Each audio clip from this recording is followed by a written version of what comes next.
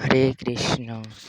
এখন চলছে ভগবান শ্রী জগন্নাথ বলদেব সুভদ্রা মহারানীর অনবসরকাল। এই অনবসরকালে ভগবানকে সেবা দিতে হয়, অর্থাৎ এই অনবসরকালে ভগবানের জ্বর হয়। ভগবান জগন্নাথ বলদেব সুভদ্রা মহারানী জ্বর লীলা করেন। এই সময় ভগবানকে বিভিন্ন ঔষধি পাচন, বিভিন্ন দ্রব্য ভগবানকে ভোগ দিতে হয়, বিভিন্ন অসাদ দ্রব্য ভোগ দিতে হয়। তার মধ্যে একটি আইটেম আজ আমরা আপনাদের দেখাবো। আজকের আপনারাও বানিয়ে বাড়িতে ভগবান জগন্নাথ বলদেব সুভদ্রা মহারানীকে ভোগ নিবেদন করুন। এই জিনিস এটা আজকের দুপুরে ভগবানের সেবা। এখন দুপুরের সেবাতেও দেওয়া হচ্ছে নিম পাতা, গন্ধ পাতার বড়া বা গাঁদাল পাতার বড়া, এসব বিভিন্ন ঔষধি জিনিস দ্বারা ভগবানের এই কয়েকদিন সেবা করা হবে।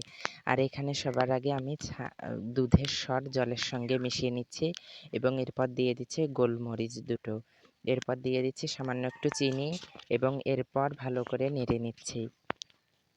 এটাতে ছানা দেওয়া যায়, আরও বিভিন্ন জিনিস দিলে এই জিনিসটি বেশ এই ঔষধিটি বেশ উপকারিতা থাকে। তবে প্রতিদিন তো সব জিনিস থাকে না, তাই যতটুকুই ছিল সেই অনুযায়ী ভগবানকে পাচন বানিয়ে দিয়েছি।